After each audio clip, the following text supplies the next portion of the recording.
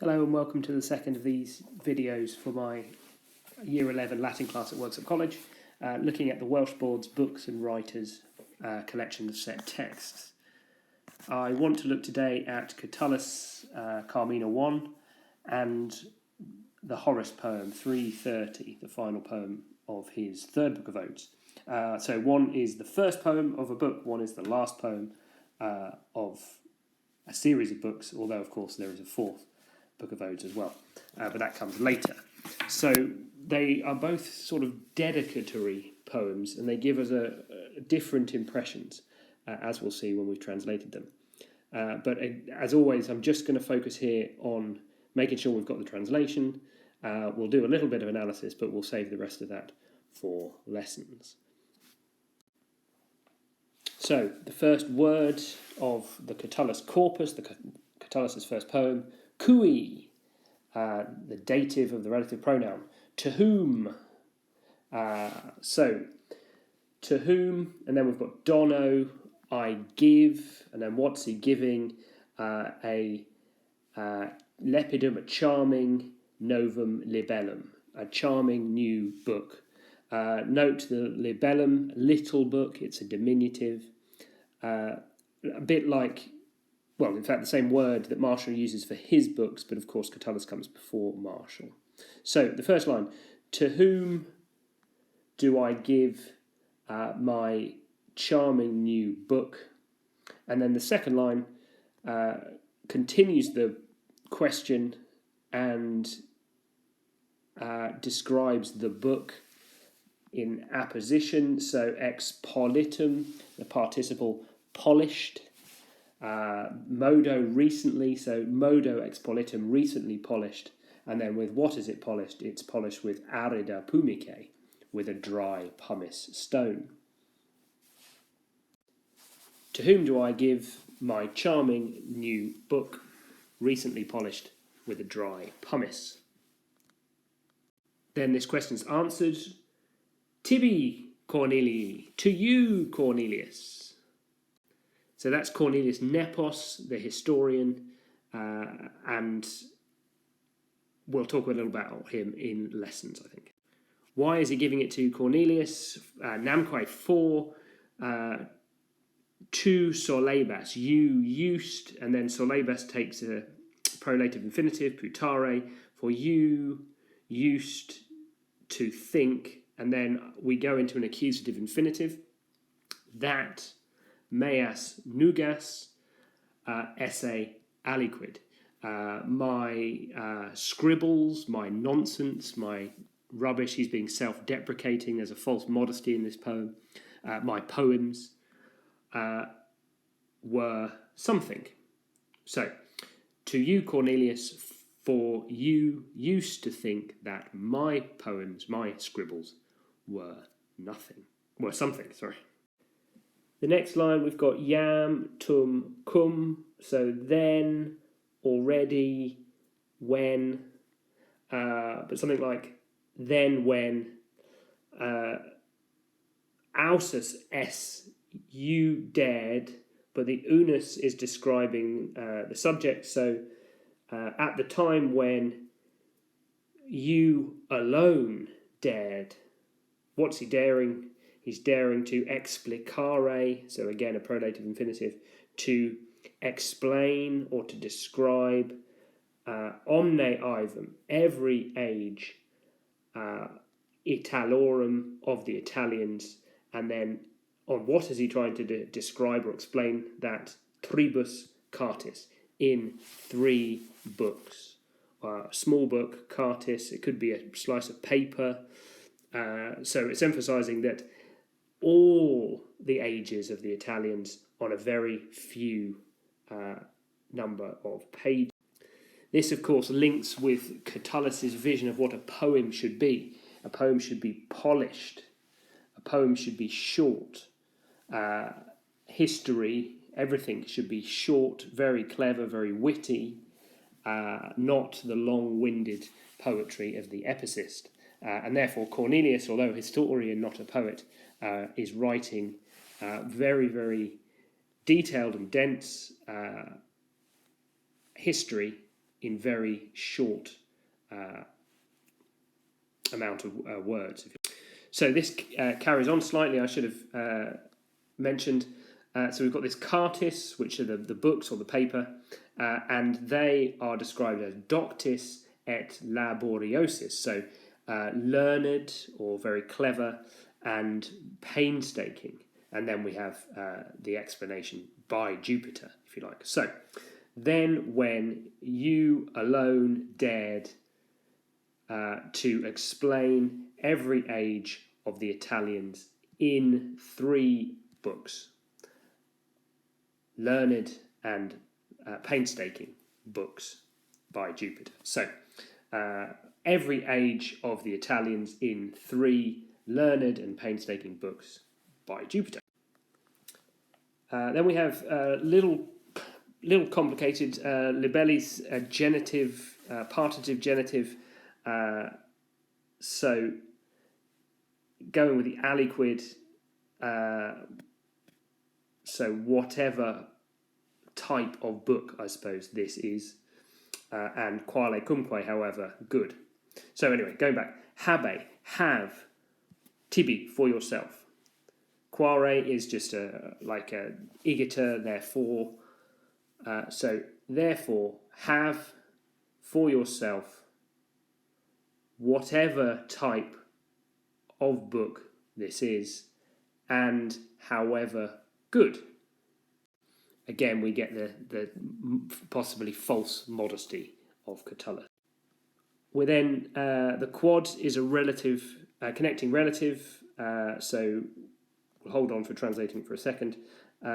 We've got O patron, virgin, and then we have a usive subjunctive, maneat, let it remain, perenne, throughout the years, plus more, and then you've got an ablative of comparison, than one age. So maneat, the quad, the connecting relative, is describing the book, so let this book remain throughout the years for more than one age or generation, O patron, virgin. So the whole thing, to whom do I give my charming little book, charming new book, recently polished with a dry pumice? To you, Cornelius, for you used to think that my nonsense was something. Then at the time when you alone dared to explain every age of the Italians in 3 learned and painstaking books by Jupiter. Therefore, have for yourself this book, whatever type and whatever quality, and let it remain throughout the years for more than one generation, O patron, virgin. So a dedication poem, but it's a poem that tells us something about Catullus and what he thinks about his poetry, what poetry should be. That final line, let it remain for more than one generation, looking for immortality. You can find immortality through poetry. All the things we've been discussing in class. Anyway, we'll move on to the Horace. Okay, so this is Horace. We're looking for comparisons between the Catullus, and the first and most striking comparison is the extreme sort of arrogance that comes across in Horace. I don't necessarily think this is a bad thing. I think it's quite cool, but anyway, we shall see. Exegi, I have finished. Remember, this is the final poem of a series of poems within 3 books. So the first word of the last poem is exegi, I have finished, I've completed. So I've completed a monument. So his poems are a monument. He is making them a building, a construction, if you like. I have finished a monument, perennius, longer lasting, and then we've got the ablative of comparison, ire, longer lasting than bronze, and altius, higher, again 2 comparisons, perennius, altius, and higher than the regali situ pyramidum, and higher than the royal site of the pyramids. quod, which non iber edax, non aquilo impotens, so which not biting rain, nor the uncontrollable north wind possit can deruere, can destroy, nor the innumerable series of years and the flight of time. So the whole thing, the first 5 lines, is the first sentence. I have finished a monument, I've completed a monument longer lasting than bronze and higher than the royal site of the pyramids, which biting rain cannot destroy, nor the uncontrollable north wind, nor the innumerable series of years, nor the flight of time. What a really bold statement about his poetry. This is going to last forever. It's directly compared to metal. The height of it, the soaring height of his poetry, is higher than the pyramids, cannot be destroyed by wind or rain, cannot be destroyed by time. Beautiful first statement. And this arrogance carries on.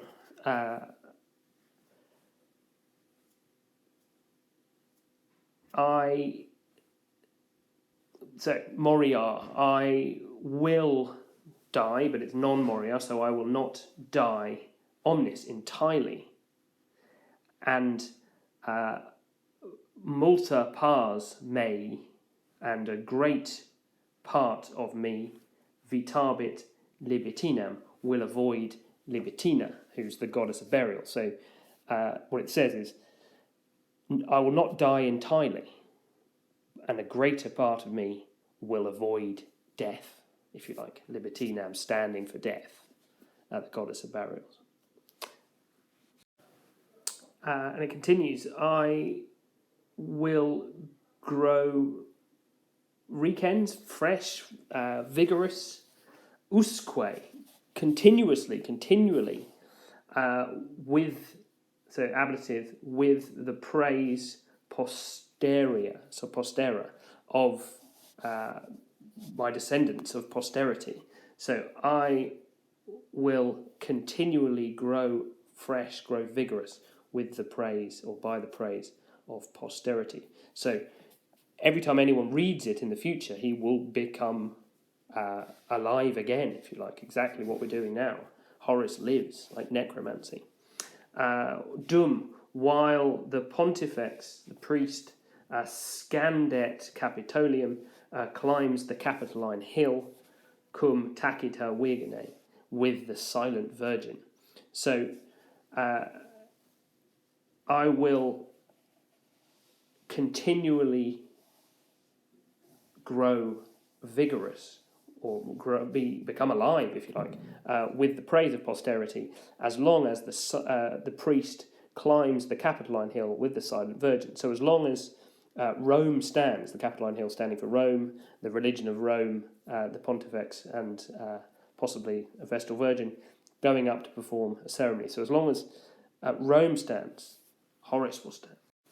Line 10, decar, I will be spoken about. So in the passive, of course, future passive, I will be spoken about qua violens aufidus obstrapit.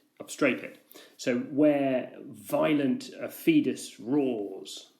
The violent Aufidus, a river in Horace's homeland, and where daunus pauper aquae, poor of water, so lacking water, daunus, lacking water, rules over an agrestium populorum. So rules over a people of humble stock, peasant stock. So I will be spoken about as powerful, ex humili, from humble background. Princeps, very loaded term, the first man, the emperor, if you like, but the first man, de duxisse, to have led, or to have, well, let's say led for the minute, de duxisse, Aeolian Carmen ad Italos modos. So have led out or composed, I suppose, Greek poems in Italian meters, or have led a Greek poem into Italian meters. So I will be spoken about where the violent Aphidus roars, and where Daunus, lacking water, rules over a rustic people, as powerful, though from humble background, and as the first man to have brought Greek poetry into Italian meters. So quite a big claim, focusing on his humble background and how through his poetry he has found power, potens, found leadership, found his own sort of political power, as much like Augustus's. Own poetic power, much like Augustus's political power. And in the final sentence, we've got sume and kinge, so two imperatives. We have a vocative melopmene, who is a muse. And so he is apostrophizing, he's talking directly to his muse and asking her for something. So in a way, this has turned from self-praising to a prayer of praise to his muse. Anyway, sume, take, superbiam, pride, but it's superbiam quaesitam meritis. So it's pride gained through merit, or through your merit, and kinge mihi comam. Mihi is a dative of possession, so kinge, my crown, my head, delphica lauro, with the Delphic laurel, the laurel of victory. And then finally the wolens, happy, glad. So take pride deserved by merit, and crown my head happily with the Delphic laurels. Melpomene, his muse. So, two poems, the Catullus and the Horace. The Catullus, the first poem of a set of poems. The Horace, the last poem of the second poems. The Catullus is self-deprecating. Oh, I don't really know what type of book mine is. Remember, the new gas is nonsense and all that. The Horace is, I've built a monument better more long-lasting than bronze, higher than the pyramids, that cannot be destroyed, that will bring me eternal life. And that idea of eternal life is again sort of picked up with the Catullus in the last line of the Catullus, let it last for more than one generation. So there's lots of similarities, lots of differences between those poems, and we'll have a look more at that in class. I hope this is helpful.